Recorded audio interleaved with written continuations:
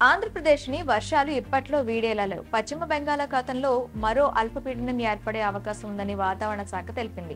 ఉపరితల ఆవర్తనం అల్పపీడనంగా మారిందని వాతావరణ శాఖ తెలిపింది. దీని ప్రభావంతో మరికొన్ని రోజుల పాటు వర్షాలు పడే ఛాన్స్ ఉందని వెల్లడించింది. వరుసగా పడుతున్న వర్షాల కారణంగా ప్రజలు నానా అవస్థలు పడుతున్నారు. వరద బాధితులను ఆదుకునేందుకు దాతలు ముందుకొస్తున్నారు. తాజాగా ఏపీ ఉద్యోగ సంఘాల జేఏసీ భారీ విరాళాలు ప్రకటించారు.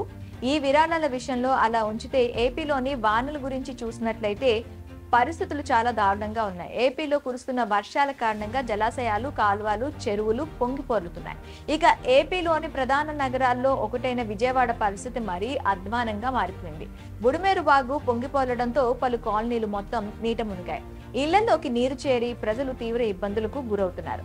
వరదల ధాటికి సర్వం కోల్పోయి నిరాశ్రయులుగా మారారు. ఆకలితో బెజవాడ ప్రజలు అలమటిస్తున్నారు. ఈ నేపథ్యంలోనే ఏపీలోని వరద బాధితులను ఆదుకునేందుకు సామాన్యుల నుంచి సెలబ్రిటీలు, రాజకీయ నేతలు ముందుకొస్తున్నారు. ఎవరికి తోచినంత స్థాయిలో వారు విరాళాలు ప్రకటిస్తున్నారు. ఇప్పటికే టాలీవుడ్ హీరోలు young tiger NTR, megastar Chiranjeevi, Mahesh Babu, Balakrishna, Vishwaksen, Siddhu Jonnalagadda, Akkineni Nagarjuna వంటి హీరోలు వరద బాధితుల కోసం విరాళాలు ఇచ్చారు. ప్రభాస్ 2 తెలుగు రాష్ట్రాలకు కలిపి 2 కోట్లు ఇచ్చారు.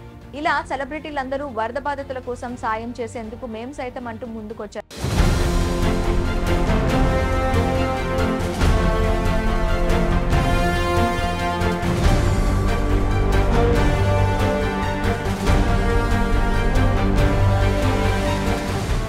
ఈ క్రమంలోనే ఏపీ ఉద్యోగ సంఘాల జేఏసీ వరద బాధితుల కోసం తమ గొప్ప మనసు చాటుకుంది. 120 కోట్ల విరాళం ప్రకటించారు.